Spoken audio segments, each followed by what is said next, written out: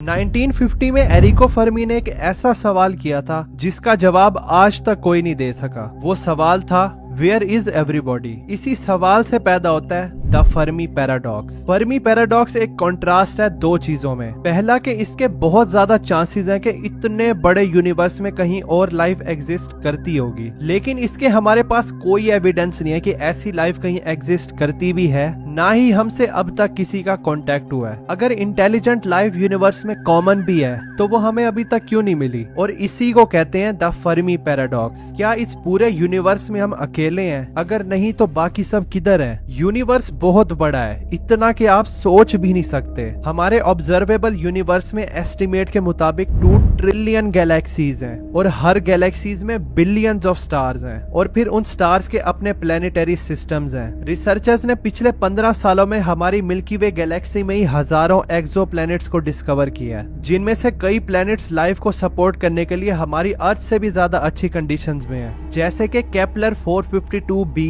Proxima Centauri b, Trappist 1d और Trappist 1e। ये सभी प्लैनेट्स अपने स्टार के हैबिटेबल जोन के अंदर हैं। हैबिटेबल जोन मतलब स्टार का ऐसा एरिया जो ना ज्यादा गर्म है और ना ही ज्यादा ठंडा है, जिधर लिक्विड वाटर सरफेस पर एग्जिस्ट कर सकता है। तो इन प्लैनेट्स पे एक्सपेक्ट किया जा सकता है कि शायद यहाँ पर लाइफ एग्जिस्ट करती हो। इसको पता लगाने के लिए या तो हमें उधर जाना पड़ेगा, या फिर अगर कोई उधर रहता भी है तो उनको हमारे पास आना पड़ेगा। लेकिन इन एक्सो प्लैनेट्स पर जाना मसला नहीं है, बल्कि जाना ही सबसे बड़ा मसला है। हमारी अर्थ से सबसे करीब स्टार है प्रॉक्सिमा सेंटोरी, जो कि सिर्फ 4.2 लाइट ईयर्स दूर है। हमारी करंट टेक्नोलॉजी के साथ अगर हम वॉयेजर 1 की स्पीड से भी स्टार की तरफ जाएं, जो कि है 61,000 किलोमीटर पर आवर, तो भी हमें 73,000 साल लग जाएंगे उस तक पहुंचने के लिए। और जो केपलर 452b है उसको तो छोड़ ही दो, वो तो हमसे 1400 लाइट ईयर्स दूर है। करंट टेक्नोलॉजी के साथ हमें मिलियंस ऑफ ईयर्स लग जाएंगे वहां पर पहुंचने के लिए। लेकिन हम इंसानों की टेक्नोलॉजी बहुत ही ज्यादा तेजी से इवॉल्व होती जा रही है। आज से सिर्फ 500 साल पहले न्यूटन ने ग्रेविटी को पहली बार डिस्कवर किया था। उस दौर में हमारे पास तलवारें होती थी, और सिर्फ 500 सालों में ही देखो हम इंसान कहाँ पहुंच गए हैं। इंसानों ने उड़ना सीख लिया है, प्लैनेट्स को तबाह करने वाले न्यूक्लियर वेपन्स बना लिए हैं, स्पेस में चले गए हैं, चांद पे चले गए हैं, पूरे सोलर सिस्टम को एक्सप्लोर कर लिया है। इंटरस्टेलर स्पेस में वॉयेजर 1 और वॉयेजर 2 की मदद से एंट्री मार ली है, और कुछ सालों बाद हम इंसान मार्स पर जा रहे हैं उस प्लेनेट को कॉलोनाइज करने के लिए। और ये सब सिर्फ पिछले 500 सालों में हुआ है। अगर हमारा तरक्की करने का रेट यही रहा तो इमेजिन करो इंसानों को 1 मिलियन साल और मिल जाएं, तो हम तो पूरी गैलेक्सी को कॉलोनाइज करके बैठे होंगे। अगर एक सिविलाइजेशन को 1 मिलियन साल मिल जाएं, तो वो पूरी गैलेक्सी को अपनी टेक्नोलॉजी से कॉलोनाइज कर सकती है। लेकिन हमारा यूनिवर्स तो एस्टिमेट के मुताबिक 13,800 मिलियन साल पुराना है, यानी 13.8 बिलियन ईयर्स। तो इतने लंबे अरसे में हमें कोई दूसरी सिविलाइजेशन क्यों देखने को नहीं मिली?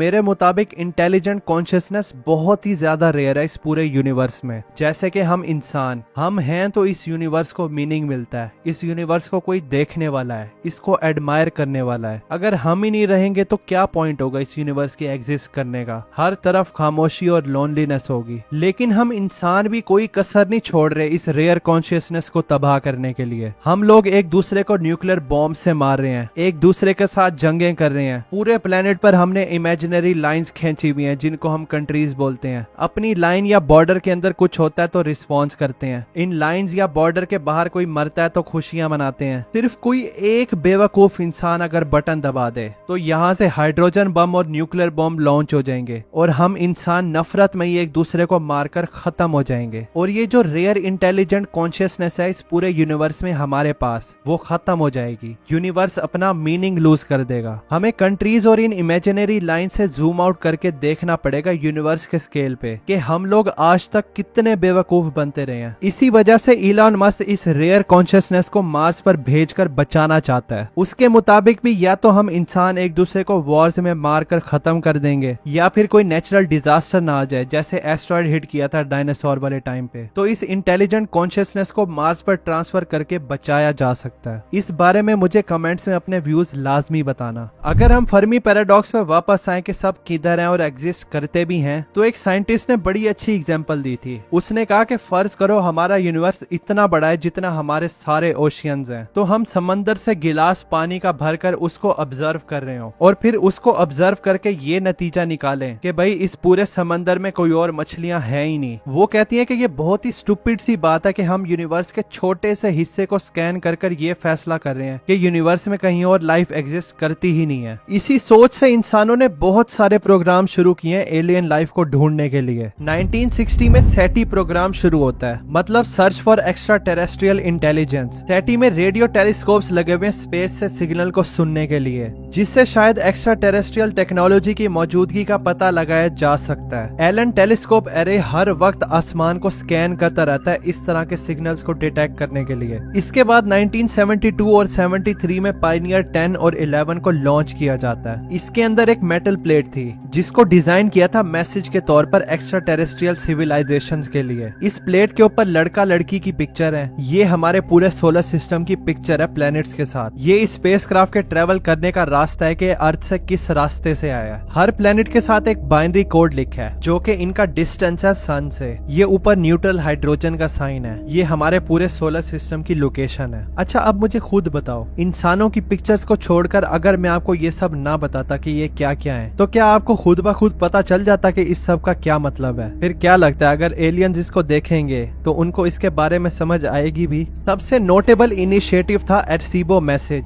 जो कि 1974 में भेजा गया था। एरसीबो ऑब्जर्वेटरी से इस बाइनरी इनकोडेड रेडियो मैसेज को बीम करके भेजा गया था इस M13 ग्लोबुलर स्टार क्लस्टर्स की तरफ, जो कि हमसे 25,000 लाइट ईयर्स दूर हैं। इस मैसेज में बेसिक इंफॉर्मेशन थी ह्यूमैनिटी की, डीएनए की, सोलर सिस्टम की और साथ ही हमारे नॉलेज के कुछ की एलिमेंट्स की। ये देखो, ये रेड सर्कल आपको नजर आ रहा है, इसके बीच में हमारा सन है और इसकी बाउंड्री है ऑर्ट क्लाउड। ये ऑफिशियल बाउंड्री है हमारे पूरे सोलर सिस्टम की। वॉयेजर 1 जो सबसे दूर मैन मेड ऑब्जेक्ट है, उसको भी अभी भी 30,000 साल लगेंगे इस बाउंड्री को क्रॉस करने के लिए। वो कहते हैं ना कि वॉयेजर 1 और वॉयेजर 2 ने इंटरस्टेलर स्पेस में एंट्री मार ली है, वो तो अभी इन्होंने सिर्फ हीलियोस्फीयर को क्रॉस किया है। अगर हम और जूम आउट करें यहाँ से, तो ये देखो, ये हमारा रेडियोस्फीयर है। पिछले 100 सालों में हमने जितने भी रेडियो सिग्नल स्पेस में भेजे हैं, वो इतना ज्यादा दूर अब तक स्पेस में ट्रेवल कर चुके हैं। ये पूरा एरिया 125 लाइट ईयर्स का बनता है। अब तक हमारा 15,000 स्टार सिस्टम तक सिग्नल पहुंच चुका है, लेकिन इसको पूरी मिल्की वे गैलेक्सी के अंदर देखो,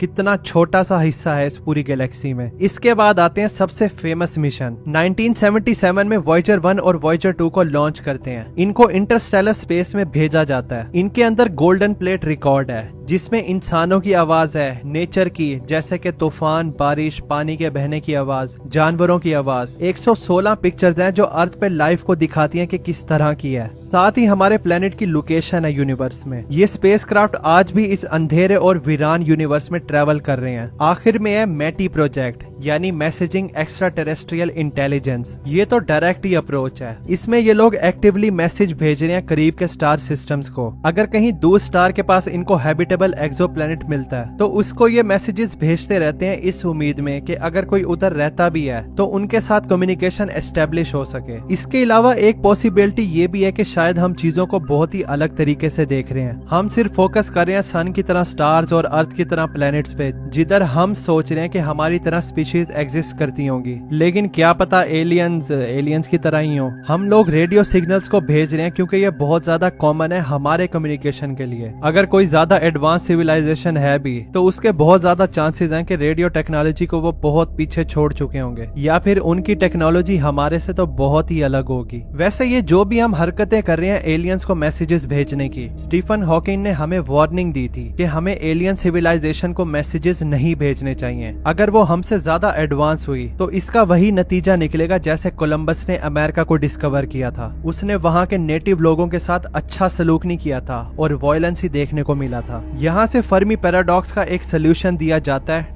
डार्क फॉरेस्ट थ्योरी। इसमें यह है कि यूनिवर्स एक डार्क जंगल है और इसमें अलग अलग क्रिएचर्स रहते हैं। जिसमें हर सिविलाइजेशन एक दूसरे से जानकर छुपी हुई है कि कहीं वो उनको मार ना दें। इसी वजह से अगर कोई एलियन लाइफ एग्जिस्ट करती भी है तो वो जानकर कांटेक्ट नहीं करना चाहती इस डार्क फॉरेस्ट थ्योरी की वजह से। कैम्ब्रिज यूनिवर्सिटी के पैलेंथोलॉजिस्ट प्रोफेसर साइमन मॉरिस ने भी वार्निंग दी थी कि अगर कॉस्मिक फोन की घंटी बजे तो हमें उसको नहीं उठाना चाहिए। मतलब अगर कहीं सिग्नल मिलता भी है किसी सिविलाइजेशन से तो हमें उसका जवाब नहीं देना चाहिए। और ये जो चीख चीख कर हम स्पेस में आवाजें लगा रहे हैं, हेलो कोई है, कहीं हम किसी खतरनाक स्पीशीज की नजर में ना आ जाएं और वो हमें वाइप कर दे। वैसे अगर असल रीजन देखें कि हमें अभी तक इंटेलिजेंट लाइफ क्यों नहीं मिली, वो है यूनिवर्स का डिस्टेंस। यूनिवर्स बहुत बड़ा है। लाइट एक सेकंड में पूरी अर्थ का चक्कर लगा सकती है 7 बार। इमेजिन करो कितनी ज्यादा स्पीड है। लेकिन इसी लाइट को हमारी मिल्की वे गैलेक्सी को क्रॉस करते हुए